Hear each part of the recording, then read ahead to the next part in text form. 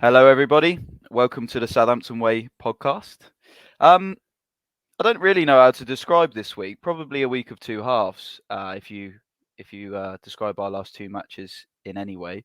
Sunday saw us pick up what I thought was I actually described as an invaluable point at Old Trafford, a real potential building block. Only for us to beat that building block down on Wednesday night against Brentford, where we put in a woeful performance. Joining me to discuss all of that and to preview the game on Saturday against Spurs is football podcaster and broadcaster Martin Sanders, Hampshire Lives Saints reporter Mark Wyatt, and we've got a full house tonight as we have got the Regional Press Awards Sports Journalist of the Year, Benjy Nurick. Also, may I add, reports on Saints for the Daily Echo. So chaps, let's get straight on to Man United, and congratulations, Benjy, on your award, mate. I will we'll come to you on that in a minute, but yeah, so Man United, what a point that was. Me and Benjy had a little catch up after, and he said it's actually quite deflating not to have the three, but I mean that spoke for the whole performance, didn't it? Really, I mean I've written a couple of stats down. We leveled them for shots on target, 4 apiece. We had 17 pops at goal, which is quite good for us. And 53% possession.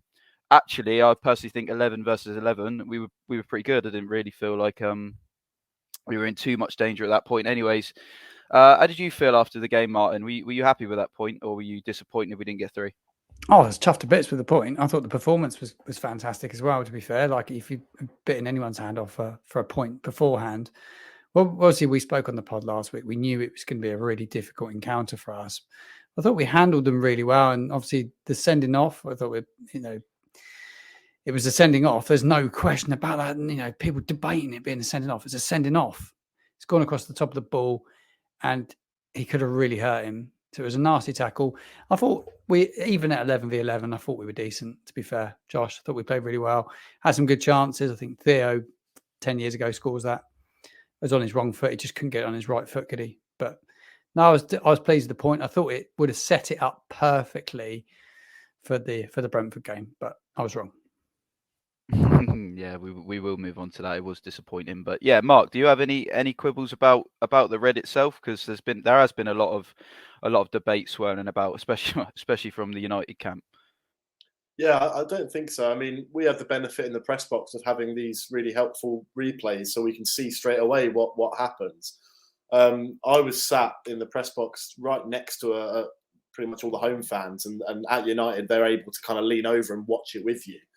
Even then, after watching the review right next to me, I still heard them all saying that no, that's not a red card. It's not a red card. But, it's just what it is, isn't it? He has come over the top of the ball. I thought obviously on VAR reviews, they don't show it at full speed too often, but he comes in with such a force as well that he could have really done some damage. So I didn't have any quibbles with it. I thought it was a sending off, and it seems like a lot of the Saints players did as well. I saw someone saying that Che Adams was actually trying to go over and say no, it shouldn't have been a red card, and he looked sad. But when I watched the replays, I thought the complete opposite. I thought Che was going straight over and saying that's got to be a red card. So I don't think there could have been many complaints there, and I don't really care what Eric Ten Hag says about Casemiro's character, to be honest, because if you put in one of those kind of challenges, it's a red card, sending off straight away. Exactly, and they want to count their lucky stars. They haven't had more. I seem to remember Sabitzer's debut. He stuck one straight on someone's leg and got away with it. They got history of getting away with it, but they I think he does want to keep a bit tight-lipped about what he says about certain decisions, because it was a red card. Harsh or not, it was a red. Every rule says it's a red. He was out of control, endangered opponent, studs up, over the ball, all of it. He ticked every box. It was a red, to the point where he even went up and apologised to Alcaraz afterwards. You don't do that if you're an innocent man. You think, bugger this, I'm going. So he obviously had an air of guilt about him. He looked guilty, and he knew he'd done wrong. Benjy, first of all, mate, congratulations on your award. Coming back off a nice break to get an award's always nice. What do you after you take all the plaudits? What did you think about the point? Do you think it was a good point gained, or do you think we potentially let 2 slip there? Well, very much appreciate the congratulations, but I'm much more interested in talking about the football.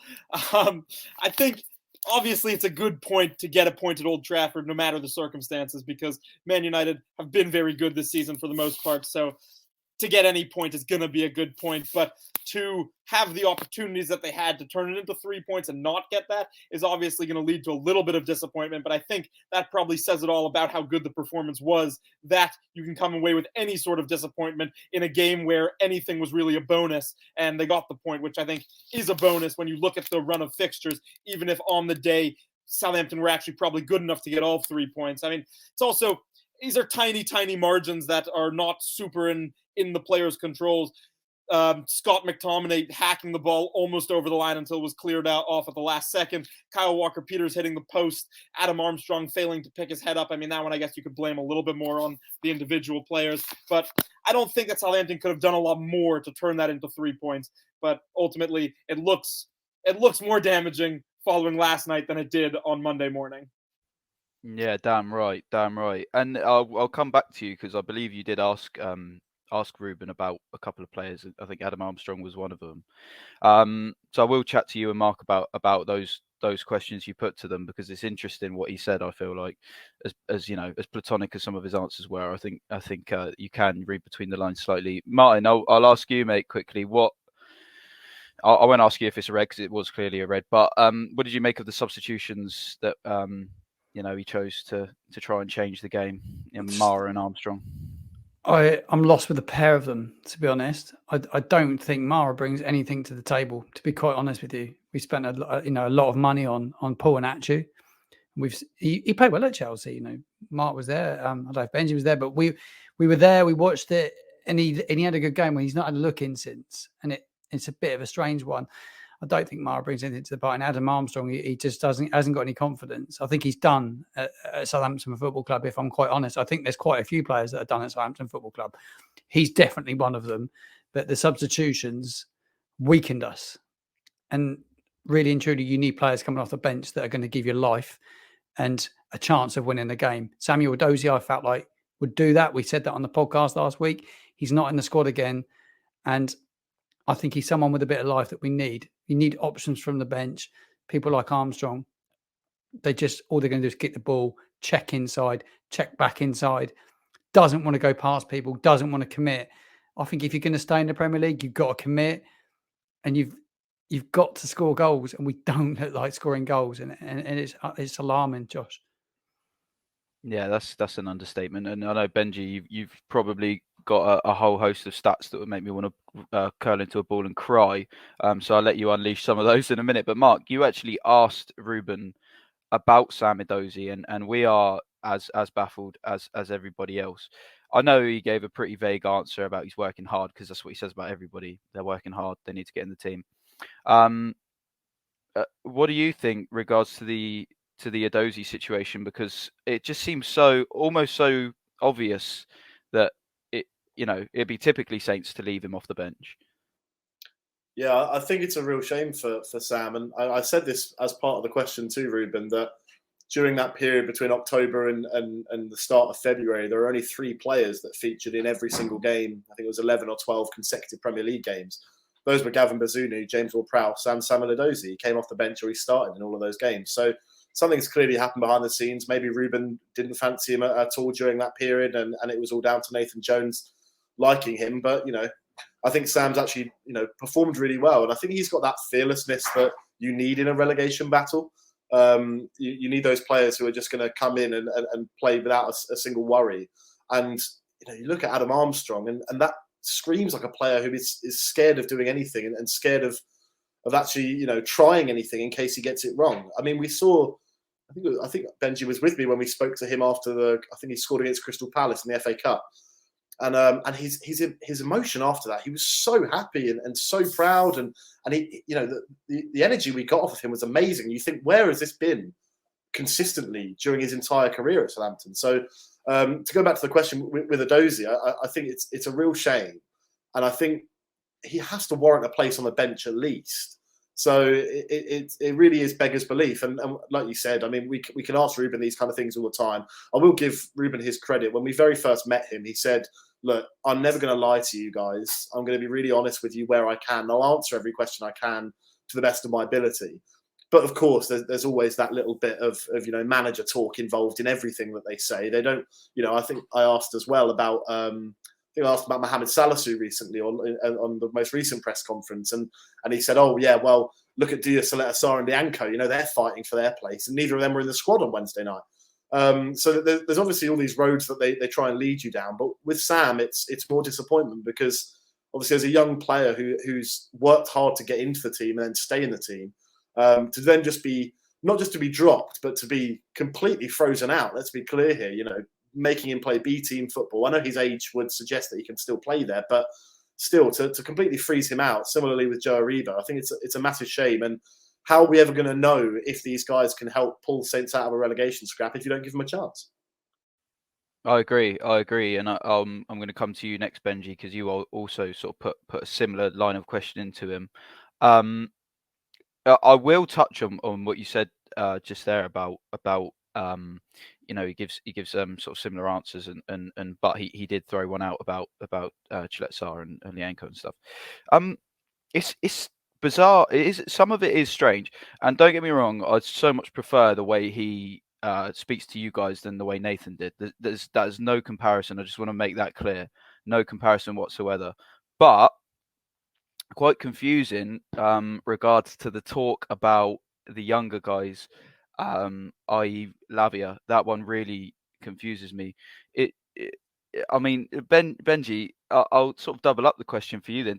First of all, did you feel like you got any sense out of the answer when you asked about certain players? And second of all, what do you think he's trying to gain out of the Lavia thing? Do you think this is like a man management ploy, and he's kind of trying to push him on and but also keep his feet on the ground, or do you think he's almost making an example of him for some reason?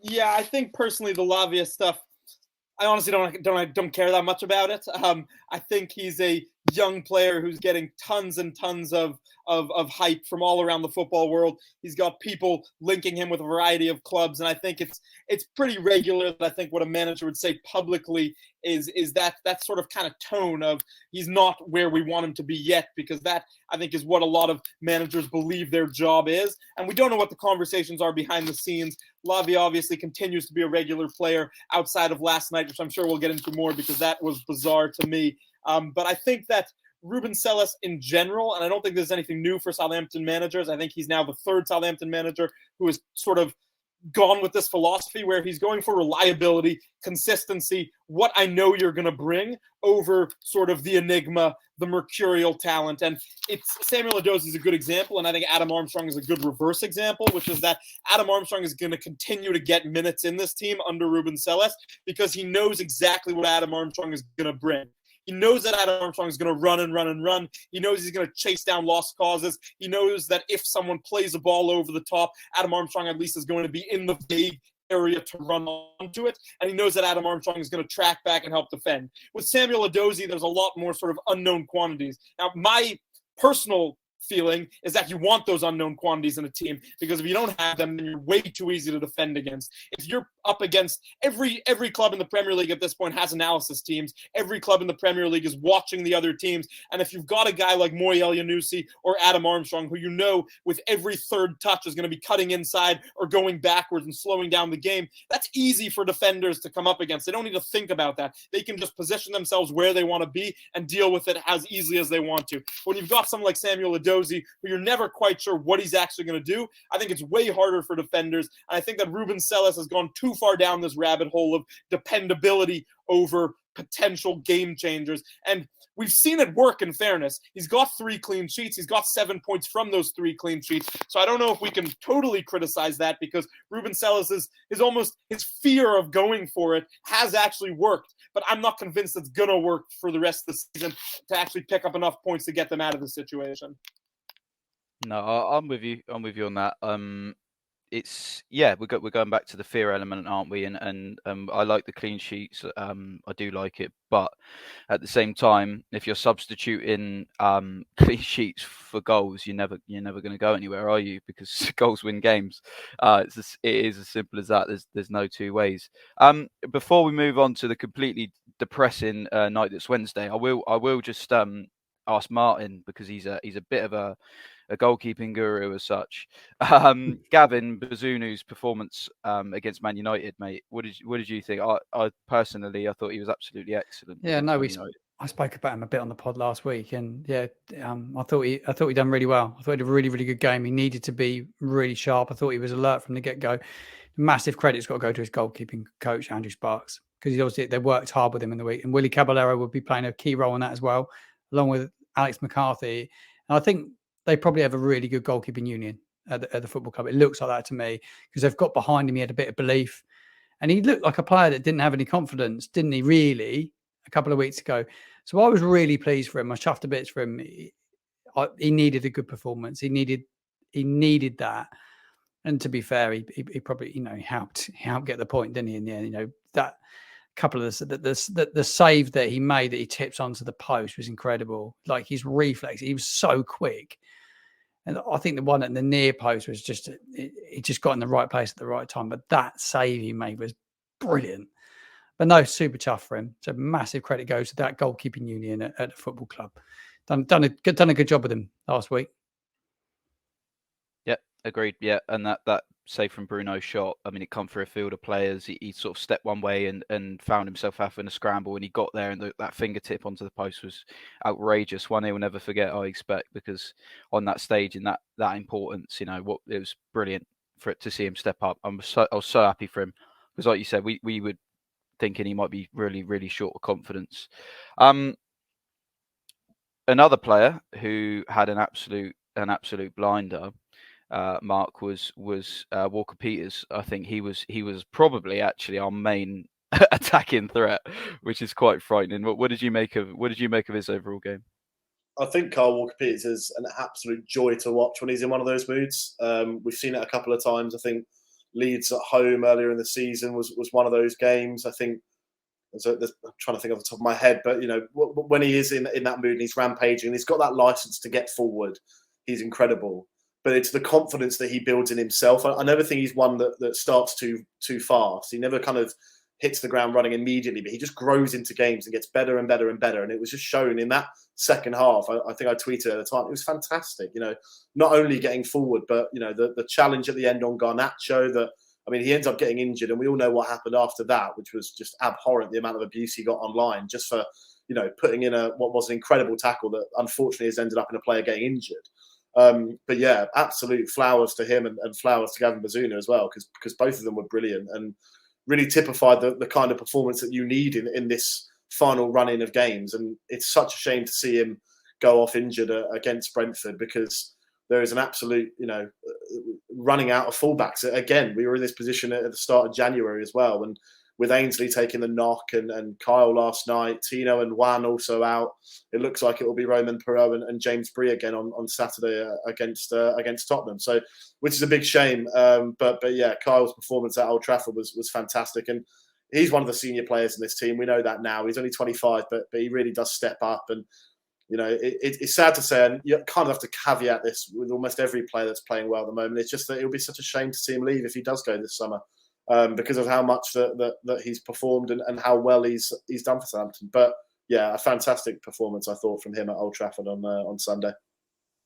Yeah, no, we'll touch a little bit more next week on potential outgoings in the summer during the international break, because I think there's a fair few that we need to cover.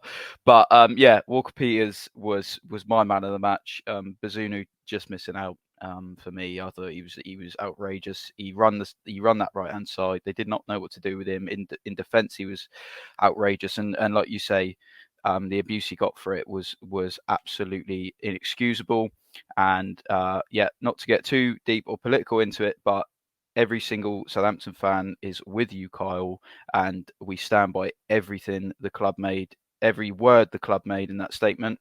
And absolutely back you until the cows to come home with that one.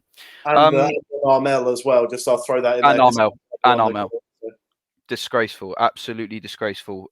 You're just a scum lowlife if you take to doing that sort of thing. And I hope the comeuppance gets you as you deserve it. So yeah, on to Wednesday. A pretty dim note as well. We started with two changes to that side that beat it felt like a win. We didn't beat United, but got a point at Old Trafford. It was Lavia and Theo Walcott making way. Benjy, what did you make of those? First of all, that taking those two out, and second of all, who they were replaced with. Yeah, I mean, I think Sellers got it wrong. I had no problem with Theo Walcott coming out of the team. He's played a lot of football, and it appears that he's going to have to be important down the stretch. So he's the kind of player that I would see rested in a midweek game when you've got another big game at the weekend. Romeo Lavia makes really no sense to me to not play. I mean, I know he's had injuries this season. I know that they always talk about wanting to manage his minutes, not wanting to overload him, et cetera, et cetera, et cetera. But the reality is, at this point of the season, you have to start to take risks. And that is across all avenues of the game, whether it's actually in the game, what you're doing with the ball at your feet, or whether it's the team that you're picking. And Romeo Lavia is just far too important of a player to not include for such a crucial game against the team that sort of thrives in chaos and havoc. Brentford don't mind when the game is sort of all over the place and they don't have control. That's kind of how they like to play their football. And Romeo Lavia is by far the best player in the Southampton team, I think, at getting the ball down, turning away from a player, playing a pass between lines, and actually starting attacks that can lead to potentially something a little bit more dangerous or take a few players out of the team.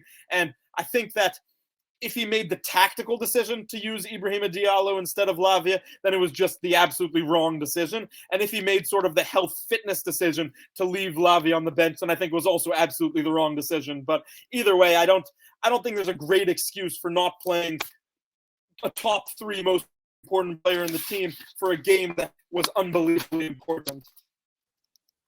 Yeah, it was like a cup final that we'd lost last night. Every game is now, let's face it. But yeah, to leave him out, I assumed it would have been a fitness thing, seeing the lineup and thinking, oh well, we got 3 games in a week. He's probably going to want to save him for Tottenham, X, Y, and Z. But his reasoning afterwards didn't quite align with that. It was kind of like, well, Diallo deserves it because of what you showed me in training, and that one really was a head scratcher. I was like, really. In a game like this, unless he was sugarcoating for certain issues and didn't want to worry anyone, that's a bizarre reason. Yeah, Martin. So we were dreadful. We were absolutely dreadful. I mean, we had what was it 60% possession. We touched on it before we come on air between us, but they played Ethan Pinnock and Ben Mee at the back, both 6 foot and 6'2" between them, and we played 2 effectively 5'9" support strikers to try and defeat them. That clearly didn't work. We had one shot. We registered one shot on target the whole game. David Raya had no problems whatsoever. Our crossing was woeful. Shocking referee, and we didn't help ourselves with it. What did you think was the key element out of all of that really let us down? The biggest thing to start with is not playing your best player. You've got to play your best player in your biggest games. I was furious not to see Lavia start last night as a football fan. He's been our best player. He was our best player at United. I wanted to see him on the field. I think he dictates what we do. Everything we're good about. He's good. And we missed him massively, I thought, in that first half. And there was times in the game when Lavia will find a pass. He will look to unlock a defence and he drive with the ball. There's nobody in that midfield that would take a risk last night. There's times in transition at 0-0. There were times when we just needed to turn the ball and ping it in the corner. Just get people in behind. Have a run at there. And they played 3 at the back. There was potential just to get in behind them, but we never really got up against their defenders, did we? We never got in behind them. The transition in play is just too slow. It was so predictable. And the minute they got they were waiting to nick something from a corner. And the minute they scored from a corner, they were going to sit in and play a low block. And it's exactly what they did. And we're predictable to play against because we can't break down low blocks. And it was it was just the team selection. I thought it sucked the life out of the crowd, actually, to be honest. And you see Ali Nusi in it as well. Your best player's not playing. It sucked the life out of it. And I didn't think the atmosphere was anywhere near what I thought it was going to be last night. I was actually really disappointed, if I'm honest, Josh. I just didn't think there was a buzz about the place, which it needed. It needed everyone really up for it last night. Yeah. I think, again, everyone reading their phones, and the amount of people I heard walking past me going, Elyounoussi. To be honest, I almost choked on my burger when I saw the lineup and seeing that Elyounoussi was starting. I was baffled. even more so than Diallo starting, because again, I just put it straight down to fitness. I think, well, if he's keeping Lavia fresh, okay, why on earth is Elyounoussi starting?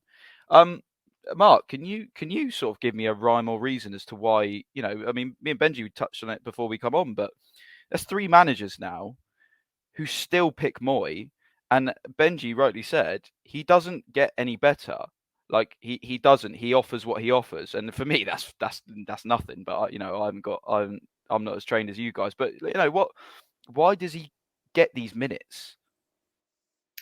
Short answer. I've got no idea. Honestly, it does baffle us. Look, I don't want to beat him up too much, because there are moments where a player like Moy Elyounoussi is really important, and I think it is important to say that as well, because there are periods in games where a player like him, who he is incredibly tactically aware, which is something that, as a general football fan, I mean, you said having a trained eye. I don't think you don't need much of a trained eye to see that. I think he does the job that he's asked to do very well, and I don't think he's in the team to provide an attacking outlet, which it beggars belief, because if you're playing in one of 3 positions, maybe 4, including a number 10, if they're in a 4-2-3-1 that needs to create the chances, then why waste a position on a player who historically doesn't create those chances, or hasn't done for a long time? Because obviously he has done in a Southampton shirt before, but it's been a long time since we've seen that.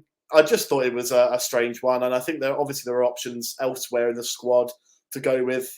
And we talk about this kind of, he was saying about Diallo in training and this kind of stuff, but the reason the decision stunk so much for me was because it was so out of the blue. We've not had Diallo in a matchday squad for a couple of weeks. Elyounoussi hasn't really had much of a sniff. If he has done, he hasn't really done anything with those games. I mean, he obviously started in the Chelsea game, and then the Leeds game as well? Maybe it was him and Stuart Armstrong, and I thought we'd moved a corner where Ruben kind of looked at that and thought, you know what, I don't think that's going to work. I think dropping Theo probably the right idea, as Benji said, with Saturday coming up. I think he is going to be an important player in the run-in. But yeah, my God, talk about a way to just kill the mood before kickoff. Ruben's been there all year. He should understand, how important it is to get the fans behind your back in this kind of season, especially. But yeah, trust me, you weren't alone hearing people say Moy, because in that press room at St Mary's, trust me, there was a lot of people saying the exact same thing, mate. Yeah, that's an interesting take, and it's interesting to hear. I will ask you quickly, because you said something there. He does what he's asked to do. Now, I, watching him in that first half, was trying to figure out what he was asked to do, or what he was doing. He was out wide, then he was in the 9, then he was out wide again, then he was, quite frankly, fucking nowhere, doing nothing. So what do you think Ruben's instruction to Moy was that night, on Wednesday? What do you think he said to him to say, this is your job? Because I couldn't work it out personally. Well, this is the thing.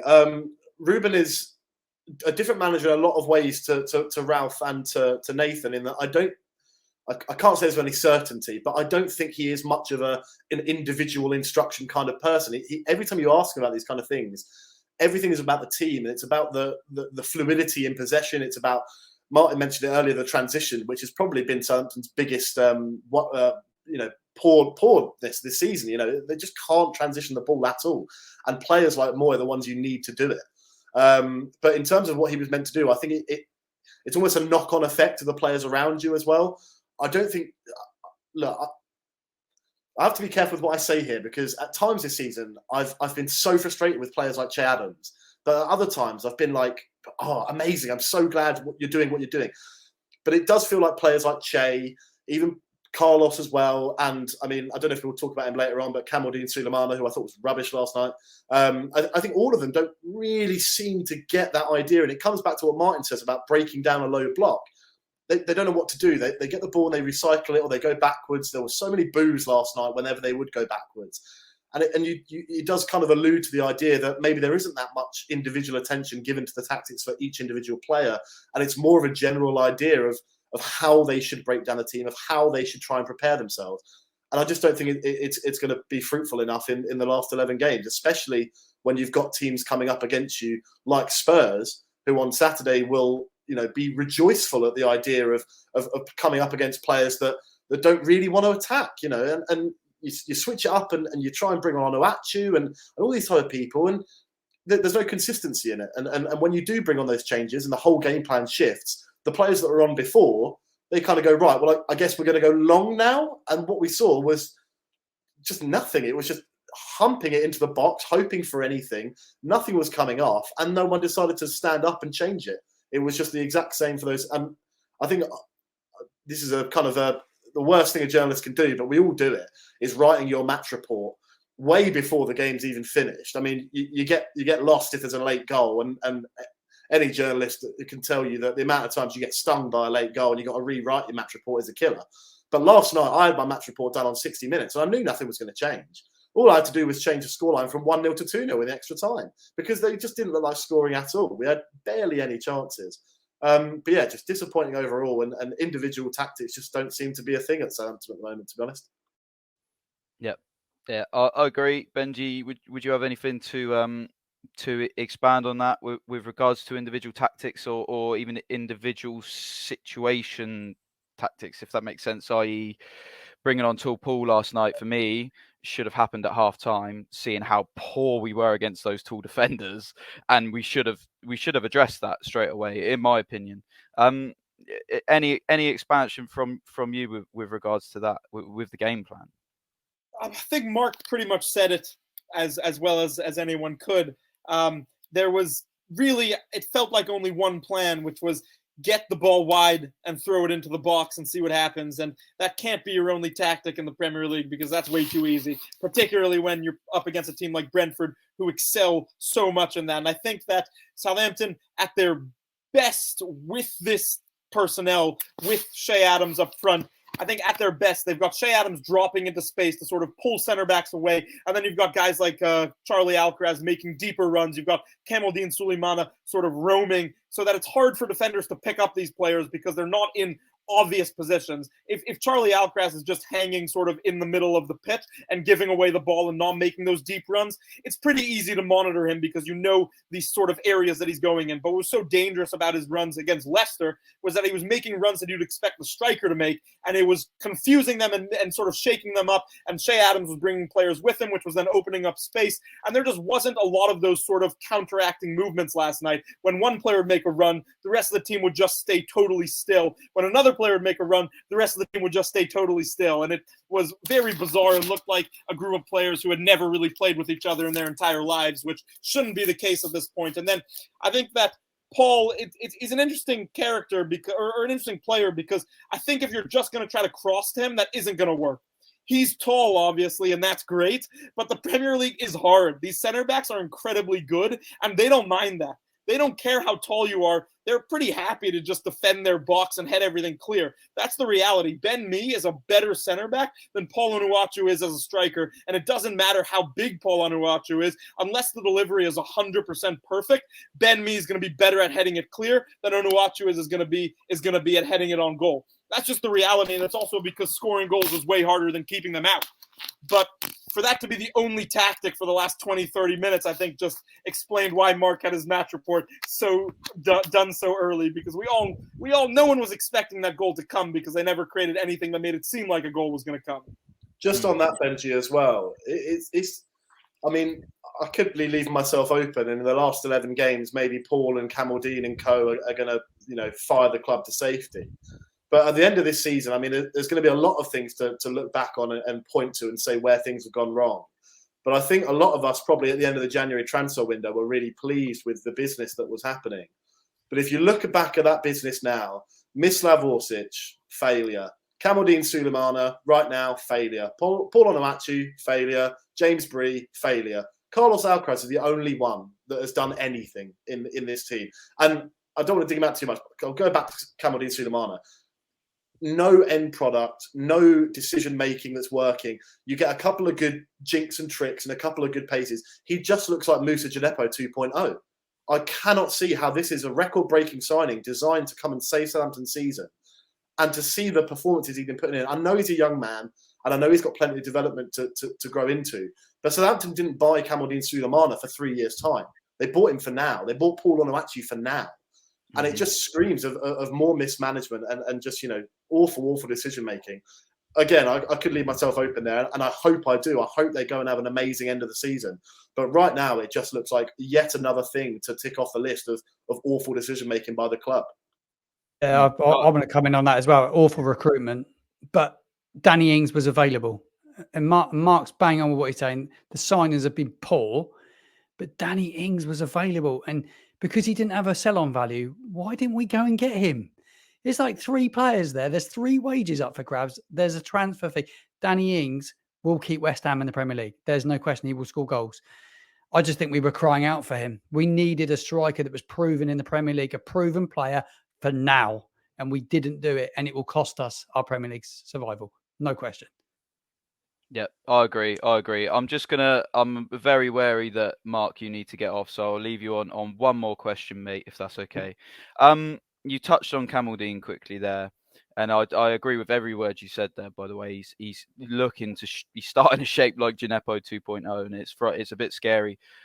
How do you think that's happened so quickly? Because for me, against Wolves, I was so excited. This guy looked unbelievable against Wolves. In fact, the only player who looked like he could create something in that game for us. It looks like a YouTube player, doesn't he, Josh? I remember when I was younger and I got excited about new signings for my club, and I'd go on YouTube, whack their name in, and go, "Oh, do you see that nutmeg? Do you see that turn of pace? Oh, I'm well excited to see him." He feels like that right now, and I think to get the best out of him, you need to play for him, and Southampton can't afford to do that right now, to be honest. They can't afford to play around one player, and a player that is naturally a winger who's playing a bit of a narrow role in Ruben Siller's 4-2-3-1 doesn't bring the best out of him. I don't think the players around him quite understand what to do with him. There doesn't seem to be the right relationship with him and whoever is playing behind him at fullback, which is obviously an incredibly important position and a relationship to develop when you're a winger. I don't think the consistency has been there with the player behind him. But yeah, it is really, really disappointing. And I said this last night, I said it to Benjy as well. He's now hit that ignominy of the 007s. 7 games, 0 goals, 0 assists. And although, yeah, that's nice to make a joke about, it's really disappointing because the amount of stuff that we put on him. And like you said there, Josh, that Wolves game, that was the exact same. I think there was a moment, I'm imagining it sitting in the press box now, but it was the far side for us, and he jinks the ball over a defender and tears down the wing and gets a cross in. And after that, I was thinking, here we go. We've finally got a player here that is going to actually attack and attack and attack. It feels like it's just been coached right out of him already in 7 games in less than 2 months, which is just indicative of the whole situation, really. I agree, mate. I totally agree with you. Mark, thank you very much for your contribution tonight, my friend. I expect you'll be on again soon. But yeah, thank you very much for your chats tonight, Mark, mate. And enjoy 65. Cheers, Thanks, Mark. guys. Bye now. That was Mark Wyatt, Hampshire Live, and I'll move on to you quickly, Martin. Just to sum up before we move on to Spurs, which is also going to be horrifically depressing and also make me want to cry. Could you give me any silver lining? Was there anybody who performed on that pitch and deserved to perform on that pitch on Wednesday? I don't think anyone comes out with any credit in the end, really. When I reflect upon it, nobody. I just think it was a game there that if we won last night, what more of a motivation do you need? And the opportunity to get out the bottom 3 for the first time this year, an opportunity to probably get into 15th. There was a huge opportunity with us. And we bottle it every time we get a big opportunity. We bottle it, and I'll be glad to see the back of some of these players now. To be totally honest with you, mate, because there's no doubt we will probably go down now. I think it will be very difficult for us, but no, there's nothing you can take away last night. Prowse, he plays the ball around a lot, but he's got nothing in front of him to kind of find a killer pass. He works really hard, he runs hard. He's just let down. Just what's around him is just. No, I don't take any Walker Peters until he got injured. I guess that he's been playing well. He's the outlet every time, wasn't he? Really, in that first stage of that second half, he was the one out ball that we had. He's a fantastic player, I've got to say. And Spurs must be kicking themselves letting him go, by the way, because he's a top player, professional. He looks after himself. He's lost a fair bit of weight from his days at Spurs, but he's still strong, isn't he? So yeah, Come back to your question, I'd probably say Kyle Walker-Peters. He's had 2 really good games for us, really. Yeah, I agree. It was gutting to see him pull up with. I saw it straight away. As soon he stepped awkwardly, grabbed his hamstring, I was like, he's done. That's it. I didn't even think he'd stay on after he sort of tried on. I thought, no, he's going down in a minute. That's so frustrating. James Bree did half a job when he came on, but James Bree's what James Bree is, isn't he? He's a second tier fullback. At the end of the day, you can't pretend to be anything else because he's not. At the end of the day, so and that's not an insult. That's just what it is. Benjy, one last thing from you on the Brentford game. I don't know. Did you get to chat to anyone after the game? If so, what did they say? I think Mark caught up with Roman Perro. I don't know if you managed to as well. Or... Yeah, Mark and Alfie spoke with Romain, and then I spoke with Ruben Celis after the game. But yeah. Romain's always good to chat with because he's always got a lot of fire, no matter the situation, and he wears his emotions on his sleeve, which is nice to see, even if it is not enough, I guess, to make up for what was a pretty poor performance from him and the team. I think just one thing on Kyle Walker-Peters with asking, I don't think I asked it, but someone asked Celis after the game about the injury, and it sounds like it was more of a kick to the hamstring than sort of a pull or a strain, which is probably better news. They're going to have more tests on it today, so we should find out in the press conference tomorrow what the severity of that is. But with any luck, it was just like a little knock rather than anything more muscular. Yeah, so I was sort of right in front of it as it happened. From what I saw, he was running with, I can't remember whether it was in Burma or Tony. It was one of the two. He was in the motion of passing it back to Bazunu, and it looked like he caught a knee to the back of the leg, and he grabbed it sort of after he'd landed, and I thought it was the landing that did it, but it must have been, if he's saying it was impact, it must have been, he must have caught a stray knee. So yeah, just fingers crossed that that's not as bad. Yeah, so I mean, next week we've got Spurs, haven't we, at home? So it gets much easier. So we'd be pleased to hear. So yeah, our last 5 meetings with Tottenham, we have lost 3 of them. We've only won 1 and we've drawn 1. I mean, speaking strictly on this season, our home goals we're averaging 0.85 per game. Spurs away goals, as in everyone will be pleased to hear, they're averaging 1.54 goals away from home this season. So that is an 81% difference between the two of us. But the one silver lining is that Spurs concede as much as we do away to home. So we both concede 1.62 goals per game, respectively, home and away. Martin, there's nothing from Wednesday that allows us to be have any form of confidence. I think actually tomorrow is going to be a pretty big one with both Ruben's presser and the B team selection to see who's going to be involved. If you would, it's pretty obvious that we probably wouldn't include the likes of Moy, but who do you think is just imperative? Who has to be involved in that game if possible? Well, I hope Walker-Peters is fit, and I just hope it was just a kick in his hamstring, because I went to Tottenham at the weekend. I was lucky to pick up a ticket, so I watched Tottenham at the weekend. I think they would cause our fullbacks big problems, and I think Bree will come under massive pressure after play against Richarlison or Son, because they're so pacey and so quick. Yeah, he come on at the weekend. He didn't start the weekend. He maybe rested from that Champions League game. But the front three are good. So I think you need Walker-Peters fit. You got to pray that he's fit. Lavier's got to play in midfield because they're decent in midfield. Højbjerg in midfield the weekend was superb for them. He keeps the ball moving. He's quick. He's dynamic. He's a massively improved player. I know he takes a bit of stick. It's a bit of he reminds me of Ward-Prowse in a way. He keeps the game ticking, keeps it ticking, and keeps it moving. But Oliver Skip in there, he's a busy player in midfield. So the midfield will be key. They like the ball, Tottenham. They want the ball. They're a little bit pedestrian at times, but I was impressed with them the weekend, really. Like Harry Kane would be deadly to play against because he plays as a 9 and a 10. He drops in. But the one thing I noticed about him the weekend, his range of passing is absolutely incredible. They drop in, you ping it wide. They're always looking to stretch the pitch. And that's the one thing. Our fullbacks will be absolutely vital in this game at the weekend. And you're going to have to be at it, mate. We're not going to be able to, can't be off it because they'll destroy us if we're not at it. to be fair, Forest for the first 45 minutes were dreadful at Tottenham. I was saying in the weekend, and they could have had a hatful first half, Spurs. Yeah, I'm just praying that it's we don't get absolutely taken apart. I was actually at when they were still inhabiting Wembley as their home stadium. I went to the Boxing Day fixture there, and we got absolutely absolutely done. I think it was 5-1 or something. I think Tadic got like a consolation goal or something.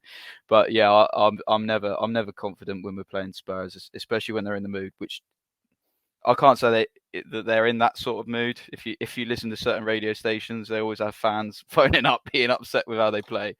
So I think Forest is so poor away from home. It's hard to say that's going to be any sort of comparison to how they'll continue playing. But we'll see. Benjy, I always like asking you this question because you always give me a pretty good answer. What do you think we need to do to get anything from this fucking game at the weekend? Yeah, it's one I'm fearing a little bit. I in part still, it feels years ago, but I have memories of that opening day of the season against Spurs when I think they were probably the most impressive team I've seen play against Southampton this season. I'm not saying they've obviously been the best team in the Premier League, because clearly they haven't, but against Southampton, I think there were periods of that game where they just ripped them to shreds, and it was pretty much constantly playing the ball to their wide center backs and either getting early crosses in or getting Kulusevski just to run them ragged and pull the center backs out of position. And it's something that Southampton really struggle with a lot of the time, particularly under Sellis when they play this high line, is that Armel Bella-Kotchap and Jan Bednarek, who I think have been both pretty good recently, they can get dragged out into no man's land, and the fullbacks and central midfielders usually aren't disciplined to cover for them. I think that is probably going to be the key for me in this game, is that Southampton are going to have to somehow keep it tight in the middle of that defense and in the middle of midfield, and they're going to have to let the fullbacks go one-on-one against some of those wingers and just hope that they can win those duels. And the guarantee, or not, there isn't a guarantee that they will win those duels, because obviously Spurs have very good attacking players, but if they try to get the center backs out into that space to help them, they're just going to be leaving Harry Kane and the Spurs attacking players free in the box, and I think they're still going to have trouble actually breaking or actually winning those tackles against those wingers, because they're just better. Spurs know how to get their fullbacks forward. So I think keeping some sort of discipline in the middle is going to be crucial. Somehow creating a chance. I don't know where that's going to come from, but I can only really see Southampton winning by keeping a clean sheet, and it's hard to sort of see them keeping a clean sheet. So I guess that's why I'm probably not super optimistic. No, I don't think any of us share any form of optimism whatsoever. I mean, Martin, it would be wonderful, and he's done it before against Tottenham, but probably never against his best mate before. Prowsey scoring a free kick to do that record against his best pal Fraser Forster. You'd love to see it. He's due one again, isn't he? James Ward-Prowse doesn't score a lot at home, does he? I can't remember the last free kick he scored at home, but I like Fraser. Hope he gets a good reception the weekend. I spoke about it on Twitter earlier. I really hope he does, because he was a good servant to our football club. And he was pretty vital at the back end of last season. I'm really disappointed we didn't keep hold of him, because I think he was the sort of person we needed in the dressing room. But a fantastic goalkeeper who's matured quite late, actually. I thought at his feet he was really good the weekend, and not watched him play live for a long time. I just thought his distribution was a lot better. They worked on it a lot in the warm-up, actually. Him and his goalkeeping coach working on his distribution and playing it wide. And he was decent, really, mate. Like, he made a save from a penalty. Like, it'd be a tough man to break down the weekend, that's for sure. And like Benjy said, I don't really see us not conceding, but the score will be really tough against them, certainly with Fraser in goal. He's a top guy, really like him. Massive respect for Fraser Forster. Yeah, it's hard to find a Saints fan who doesn't like Fraser. He never ever. I mean, he had a period of time where he found it really tough, and he earned his way back into the side and effectively kept us up with that performance against Arsenal last season. So nobody in their right mind should have anything bad to say or give him a poor reception on Saturday, because that man, and if you want my opinion, I have nothing to do with what goes on behind the scenes. I have no idea. But if they were to slap that contract in front of him last season instead of McCarthy, I don't see a reason why he wouldn't have signed it. And in that position, Spurs would have even thought about signing him, So nothing to do with money. It's nothing to do with money. I know that for a fact. I can't imagine it wouldn't have been anything to do with money. I mean, they chose McCarthy over Forster, right? Simple as that. So I honestly, I don't think it was at his request to leave. It would have been a simple fact of his contract ran out. Spurs needed a backup keeper. Simple as that. But yeah, no one in their right mind should give him any shit on Saturday, because he was absolutely brilliant to us. We mentioned a few names so far, Benjy, in the Spurs team, but who is the main man we need to be shutting down? Is it Harry Kane, or do we need to be more worried about the likes of Kulusevski, Kim Son, you know? Not the most exciting answer, but I think it is Harry Kane. I mean, Martin touched on it, but it's not just his goal scoring; it's his all-round play that's so hard to play against. And like I was sort of saying about Shea Adams at his best, when he can sort of pull defenders out of position and he can shake up an opposition team, so that it just makes the entire team easier to break down. Harry Kane's incredible at that, and Southampton's defenders are way worse at actually being able to go up against that than, say, Brentford's were. So I think that they're going to have to be really disciplined to at times just not follow Harry Kane. At times you're just going to have to let him go into those pockets of space and worry about the next part of the play. You're just going to have to worry about where the pass goes rather than actually trying to stop him all over the pitch, because I just don't think that's realistic for the Southampton team. And if it means that Jan Bednarek gets caught 35 yards from goal because he's trying to follow Harry Kane into a channel of space that he has no real right to be in, then I think Southampton are going to find themselves all over the place, disorganized. So Harry Kane, the way that he plays, I think provides an immense threat. And then obviously, if he gets half a chance, he's probably burying it. So I think he's the one to watch. I am curious to see how they utilize their sort of wide center backs and wing backs. I haven't followed a lot of Spurs in recent weeks. Martin will know better than me, but I think in the home game they played a very sort of interesting back five where the wide center backs got so far forward and Ben Davies was just flooding crosses into the box, and Southampton couldn't figure out how to stop it. They couldn't figure out how to get pressure on the ball, and then once the crosses came in, Southampton have a horrible knack of being unable to defend their back shoulder, whether I think it was Kyle Walker-Peters in that game, but I think it's Armel Bella-Kotchap's biggest weakness. I think it's Romain Perraud's biggest weakness, that if a cross goes in just behind them, they're not following it. They're not picking it up. They haven't checked over their shoulder. They have no idea what's going on, and Spurs are very, very good at that. So those two things are probably what I'm most looking for. Yeah, I mean, it'd be interesting, won't it, to see, especially how we respond to that, because it's not hidden information. Everybody sees how Tottenham plays, and they haven't changed how they played all season, which is to much of a lot of their fans' frustration. But I mean, it'd be interesting to see whether we react to it tactically. I'd probably be bold and shake up the back line, because you've got nothing to lose. I wouldn't personally say something that's going to shock a lot of people. I probably wouldn't drop Bednarek. I probably wouldn't. In fact, I'd probably pair him with someone, maybe not even Sally, maybe Douya, someone who's big and commands the area and knows. Douya's in that period of time where we were much better off in the side. His head was a fucking magnet. Everything that come near him, bang out, and he's so much better at defending like that than someone like Armel. Yeah. Even in the I mean, you go back to last season, Sally Bednarek, we saw a clear weakness where no one knew they sort of didn't know how to cover each other. And you go into this season, we started with Sally Bella-Kotchap. We seemed to have found a rhythm, and then it sort of faded away. And after the World Cup, it was almost completely gone. Finding that back line that works will be key. And I think this weekend is actually almost a free hit of doing that, because no one's expecting anything from this game. Let's face it. Nobody's expecting a thing from the Tottenham game. Martin, I'll ask you the passionate response from a fan's point of view before I ask for a slightly more sensible one from Benjy. But is there any reason for us to believe at this current moment that we can stay up, even given the fact that there's only 5 points between, was it 13th and 20th or something? The problem scoring goals. I don't think we'll score enough goals. We will not score enough goals, and we touched upon it early on in the show about not bringing a striker in January. In the summer, Amanda Broja was going back to Chelsea. We needed to bring a striker in. It was obvious that we needed a striker, because when he dried up at the back end of last season, we really, really started to struggle, and we needed it. We needed a striker. We didn't do it. We get to January, we left it. We did it at the very, very last minute. And I think that's our problem here. It's haunting us, and it will relegate us.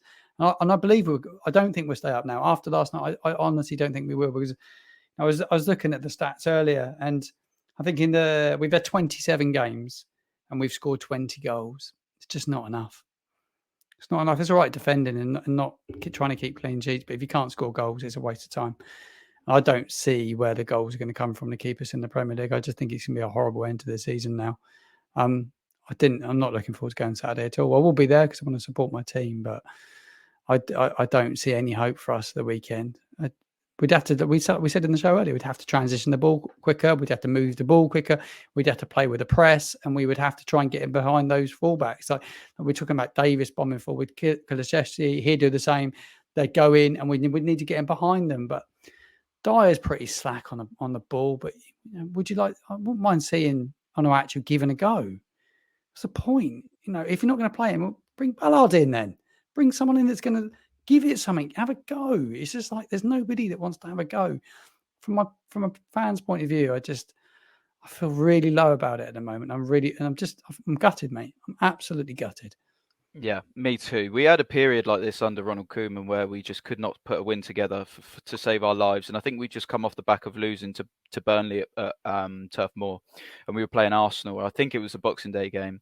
And I just remember showing up to the stadium. I did not want to be at the stadium. I said, we're going to get pummeled. And we won 4-1 out of nowhere. And from that point, we used it to turn a corner. We have no ability to do that this season. We can't build on momentum. We cannot do it. I don't understand whether it's a mentality thing. Probably is a lot to do with it, or whether it's just lack of quality, or both. Benjy, I'll ask you the same question because I'm sure you're much more sensible than us, who we've condemned us for months, and we seem to keep finding a way to stay in touch. I think personally, before I let you answer, I think we're going to have to rely on 3 teams being worse than us. At the moment, I can't see it happening. What do you think, mate? Yeah, my big fear, and I think it's the same reason why there's been such trouble building momentum this whole season. My fear is that Southampton essentially have to be perfect in a game to win, because they're not going to score enough goals to bail themselves out of trouble in a game. So if they make a mistake, that's probably going to cost them massively. And that's what we saw last night, is that I don't even think Southampton were awful. They didn't create much of anything, but I thought the intensity was fine. I thought the press was a little disorganized, but I didn't think it was lacking in attitude. I thought they had obviously kept a lot of possession, but this team just creates so little with the ball that it means they have to be perfect to get results, or they have to rely on a huge amount of luck. And the reality is, at this level, you can't do that consistently. You can do that every now and again. You can do that maybe once every few games, and you can get the luck to get wins. But I don't think you can do it over the course of 38 games, and I don't think you can do it over the course of 11 games. And that's the challenge now. And if Southampton can't figure out a way to get more goals, we're going to find a lot of results like this, or a lot more results like this, I think, where they lose 1-0, they lose 2-0, and it's not in itself a disaster. But over the course of the collection of games, it is a disaster, because we're seeing the same thing over and over and over again. And it's that frustration. It's that these managers keep wanting to play for a 0-0, essentially, when the team isn't good enough to put in that kind of perfect defensive performance on a regular basis. And so at that point, I think you have to start going a little bit more gung-ho. You have to start actually trying to go for wins, because 3 points are so much more valuable than 1. And we're seeing consistently this season that defending first isn't working for this team, because they aren't good enough defensively. And unless they somehow figure out a way to bail out the defense with more goals, I just think it's going to be so hard to get enough points, because they're not going to have enough of those perfect performances in them. That is, perfectly summed up. Absolutely perfectly summed up. There is I do have a quick question from our editor Alfie. He wanted to put it to you both. Last night, so he's referring to Brentford, right? He said, for the most part, I think the team looked much better than its league position until the final third. Can you guys see any potential setup? I assume he's talking about formations, players, etc. That will help us find the back of the net, other than giving Prowsey free kicks, or are we doomed? Is what he said. Martin, I'm sure you're probably more of the latter. Yeah, we're fucked. But do you want to get on that one? No, he's tried everything, really. I think we are probably doomed, and I think we're reliant on not just JWP. I think also Alcaraz, really, because he's the only one that seems to. They didn't play as well against Brentford last night, but he has been good. He's been a good player, and he's got a bit of spark about him. He's a bit of I like him because he's got a bit of fire about him. He's got, he wants to get a tackle and he get a foot in and he drive it goal and he let fly.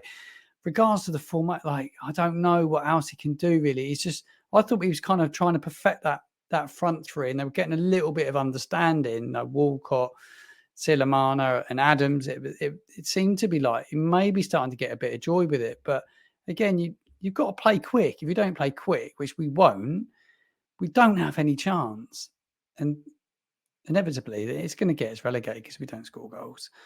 I don't see what another way. I don't know. It's a tough question, mate. I just think I think we're doomed, honestly. Yep. I'm much the same. Benjy, I'll ask you the same. I asked Alfie a few weeks ago, your colleague at the Echo, and he said that if it was him, he would say scratch it because it's not worked. Go for 2 banks of 3, and just really get at teams. Do you echo that? Is there echo? That is there anything you would alter, or do you think we're pretty much condemned at this point? There's definitely things I would alter, because there's always things I think until it's over that you have to keep playing with to see if you can find some sort of formula. I think it's going to be tough, but what I would probably be trying to do right now is getting the players who can make a difference into areas where they can hopefully make that difference. And that probably means dropping the players who we can see are not going to make a difference and just not really considering them. I don't think there's any need for Moya Elyounoussi to start another game this season. I don't think there's any need for Stuart Armstrong to start another game this season. I know that's a little bit unpopular. I don't rate him at all going forward personally. I don't think there's any need for Adam Armstrong to start another game this season. I think you have to start getting the players who can do something into positions where they can hopefully do something. I think Kamaldeen Sulemana, he looked by far his best when he was playing closer to other players who could help him, when he was playing closer to Paul, who could bring a knockdown or could bring a long ball down in his chest and find him making a run that's a little bit hard to track from midfield into the final third. I think that Samuel Edozie was probably playing at his best when he had a little bit of confidence and was told, we don't really care if you lose the ball. We want you to run at this guy and try to make something happen. I think there needs to be a lot more bravery, a lot more creativity, a lot more of just trusting the attacking players to do what they want, because if tactics are being employed right now going forward, then those tactics are not working. So I think they need to unleash things just a little bit, play with a little bit more freedom. I'd consider switching to a little bit of sort of a hybrid 4-4-2 with Kamaldeen playing off of whoever that striker is, and just seeing if you can create a little bit more panic in other teams, because it looks so easy for the teams they're playing against right now. If they want to defend 8 men behind the ball, I think that that's probably a good tactic against Southampton, because you're going to create chances with set pieces, and you're probably not going to concede because this team has no idea how to open up other teams. Totally agree. That is, absolutely. I agree with that. There is, a couple of things that I do want to touch on. You mentioned about players who can make a difference and so on. One player that always is in the back of my mind somewhere is Joe Aribo. What an absolutely baffling situation. Bought in from Rangers in the summer for what I thought was an absolute steal of a price for a player of his quality. I mean, Martin Semmens even said it himself in the first fans forum of the season when he was sat with Ralph and so on. And he said, look, we've done well. We hold on for our signings. A couple of seasons ago, we would have had to pay 20 million for Joe. We've got him for this price, X, Y, and Z, and he was happy with the deal. And frankly, it is unpopular because I know he's not everyone's flavour with the way he plays and his style, but he's a player who can make a difference. We've seen it. Go back to pre-season, he scored one of the best goals I've seen all season against. Our best goal of the season was in pre-season, and he scored it against, I believe, Villarreal at home. What a finish. He took on how many players? He scored a brilliant goal against Everton, where he sort of took it off his right, banged it on his left before anyone could even think about it. It was in the bottom corner. I think it was Leeds he scored against at home as well, where he was the calmest man on the pitch, took it around the keeper, scored. And the guy can make a difference, but I feel like because of his sort of laid-back style of play, he's not had that chance. Do you see him getting any of that chance towards the end of the season, to be brutal about it? I don't see him getting a chance at the moment. He's obviously he's out of favour for. I don't know why he's not working hard enough. I know there was issues. I read Adams' interview with the Echo, and it was interesting reading how he spoke that the standards were poor in the background, people not turning up to training on time, and they've created this group of people to try and enforce things. It's a bit crazy. You've got players having to do that because the management it obviously shows the management was so bad that you've got to bring players in to do that. But was he one of those players that were late to training? Was he late to lunch and not pulling his weight potentially? But there's no doubt he's got the talent. He's a really, really good footballer, and he's got something about him. But there's something not right behind the scenes, and there's the last two managers, obviously Sellers and Jones, have not fancied him. There's a reason why. Yeah, there is a clear reason. We just don't know it. Benjy, could you fill us in any more at all? To be honest, I'm not sure. I mean, he is a pretty laid back character on the pitch and off the pitch. That's always been his nature, whether it was in his earliest days at Charlton or at Rangers. And that meant that he's always been an inconsistent player. He's always been someone who one game can win you a game, but another game is just going to totally disappear. And I think that's probably an element of it. I think, touching on what I was saying earlier, I think there's become a hyper valuation on sort of dependability and a manager being, I know what I'm going to get from you, so I'm going to play you, versus I don't know what I'm going to get from you, so I'm not going to play you. And I think Joe Aribo falls into the latter category, where you're never 100% sure what you're going to get from Joe Aribo on any individual day. But my feeling is also that he creates chances. He does things that actually make a difference. And Southampton don't have the luxury right now of just ignoring players who in theory can make something happen. I mean, he's still like, the third top scorer on this team. He's probably like the third top assister.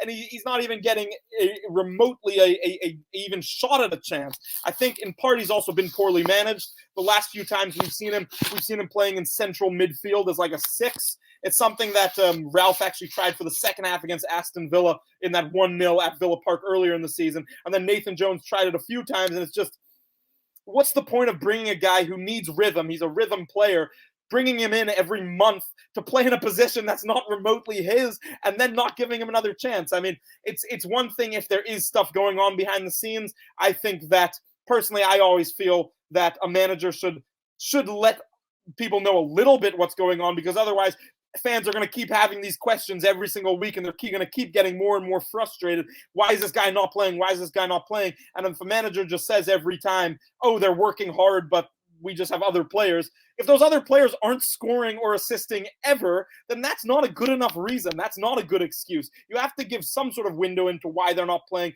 Otherwise, it's going to lead to more and more frustration from everyone, because the guys who are playing are doing, let's be honest, pretty much nothing. Exactly that. And that's what I've been trying to get off my chest all season, but you have the words for it, and I don't. I think Joe Aribo could have played such a bigger part in this season had he been allowed to. It's like we almost went seeking for a man who can do what he does, and we bought Alcaraz, which is great, because Charlie, again, I think best signing in January. But Joe Aribo can do that, and he's not just proven that in Scotland, because that would be dubious, because we all know Scotland's not the strongest league in the world. He scored in the European Cup final last year. He was such a big part in a powerhouse in British football, going so far in a big European competition. They loved him up there. There's a reason they loved him up there. He's a fantastic player.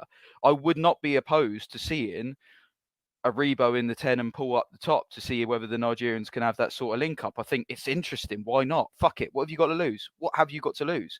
Because frankly, the service that Paul Onuachu's been given since he's come in is disgusting. And some of the abuse I've seen him given to him on Twitter about, oh, he's not scoring goals. How are you going to score goals when you've got no balls coming to you? I saw a stat earlier saying it was the most crosses that we'd put in all season, and I think only 2 of them were successful. 29 crosses we made against Brentford, and he's had 4 touches in the box since arriving.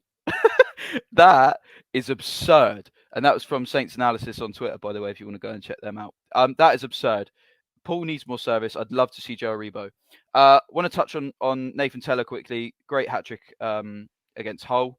A lot of debate about whether he should have been recalled or whether we should bring him back or whatever. And 2 sides of the fence with that one. I'm not entirely convinced. I think it's great. I love to see players doing well, and Nathan Tella is doing exceptionally well under a brilliant manager in Vincent Kompany. And I think brilliant for him. Keep going, Nathan, and maybe he could get a chance here next season, or maybe we get big money for him. Either way, there's no negative there, is there really? I think the player we should have recalled in January, and I'm going to ask you both about this, respectively, is Jack Stephens. It goes under the radar so much that Jack Stephens is sat at Bournemouth putting in performances, quite frankly, for a direct relegation rival, putting in brilliant performances in my eyes. And at points last season was the only defender that we had that could really step up when it mattered and could ruffle feathers. You know, performances against the likes of United and Spurs and stuff. Jack Stephens was brilliant. You know, he could really get on other players. I know he has a mistake in him, but even bringing him back to weaken a relegation rival seemed logical to me. Martin, do you have anything to say about Stephens? Would you have liked to have seen him come back in January? I actually echo what you said regards to Jack Stephens. He, like you say, he's strengthening a relegation rival at the moment. He's playing really, really well. And what I've seen of him, and I know quite a few Bournemouth fans, they're raving about him. He's been fantastic for him, but he's a proper leader. And he was a leader down here. He's a clubman. He's the sort of person we probably needed in the dressing room. So I agree. I would have liked to have seen him back in him. Obviously, we're a little bit heavy on the centre halves with what we got, but he's better than Yanko. And you would say, like, in form at the moment, he would be better than Saleh. You know, he's a leader. Touch upon Teller. I want to touch upon Teller. The one thing he's been given this season is rhythm. And Benjy spoke about it with Joe Aribo. Players need rhythm. And we have this terrible tendency at this football club to chop and change. And he did that, Hassan Hutel, at the back end of his tenure. Constantly chopped and changed. And people like Teller needed rhythm. There was no doubt I thought he was ready for the Premier League. I thought he was a top talent. He's gone there. He's been given rhythm. He's played under a very, very good manager. But they talk about on the radio as the Rolls Royce of the Championship, that they're that good. But he's thrived there because he was given an opportunity. And it's the same with like players with us. Sometimes you just need rhythm. And football's all about that, I think. But yeah, I totally agree. Echo what you say, Josh, 100%. Yeah. I will go to you, Benjy, quickly on it. Jack Stephens and Nathan Teller. You've probably got a stat for me about Teller's goals, because I think he scored almost as much as our entire team now. But yeah, Jack Stephens. Would you have said it may have been a sensible conversation to have about bringing him back in January? I'm not 100% sure. I'd need to check this, but I think they might have inquired about bringing him back and not had a clause that allowed them to, and it'd been up to Bournemouth, say. Which I think in part could explain it. I think, as you both said, I mean, the fact that he's helping a relegation rival is a bit of a joke. But unfortunately, that is the situation that it is. In terms of Nathan Teller, I think he's probably, I haven't actually checked this, but I'm confident that he's got more open play goals this season than Southampton, because he's got 19 in all competitions, and Southampton have only scored 20 in the league, and most of those have been set pieces. So I'm pretty confident he's got more open play goals than the entire team. I'd be kind of surprised if he ever plays for Southampton again. But as you said, Josh, worst case scenario, each goal that he scores is upping his fee that much more. So I think it'll be a decent situation, whatever happens with Nathan. Yep. Brilliant to see him doing well. Fantastic. Keep it up, Nathan. Yeah, like I say, regardless of what happens, we'll either get good money or he'll come back and try and stake a claim. So either way is a positive. So it's great to see him doing well. And yeah, maybe talking about loans, a player who come back off loan may just have a chance now with injuries is Lewis Payne. He may just get a chance. You know, he proved it at Cambridge in the cup that he's capable of playing. He's clearly a good player. I'm not saying he will, because it would be a risk. But, you know, should injuries get that bad, we have got a good option in him. I will just quickly mention, I will go into it in more depth next week, but the England situation, Prowsey not being picked, it's gutting for him. It is gutting for him. I looked at the stats. I sort of tweeted some of the stats earlier on his opposition. Again, I'll go into it, or players who were picked over him, rather. I'll go into it more next week. And if you want to have a look at the tweet, head over to the Twitter. But I think what we need to do with regards to Prowsey as Southampton fans, get behind him and enjoy him. You've probably got 11 games of James Ward-Prowse left. That man has served your football club with every fibre of his being since he was, 8 years old. Enjoy that man.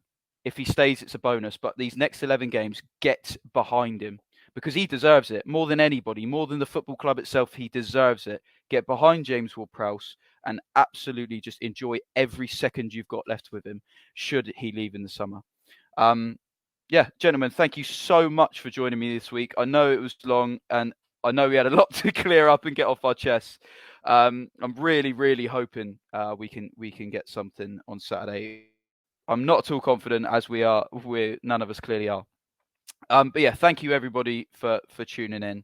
If you tune in next week, it will be more based around going forward after the season, speculating and talking about the England whatnots and the selection. Prowsey himself. So yeah, do tune in if you're interested to listen to that.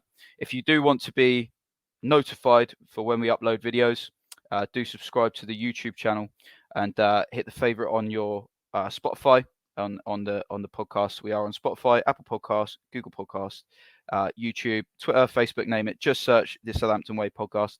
The link to the chaps' social medias will be in the description. They update you all week long about Southampton Football Club. If you're relatively interested at all about Saints, any of these chaps are going to be a fantastic follow on all platforms. So I'll link them down below. Thank you very much for joining me, guys. And yeah, thank you everyone for listening. We will speak to you again next week.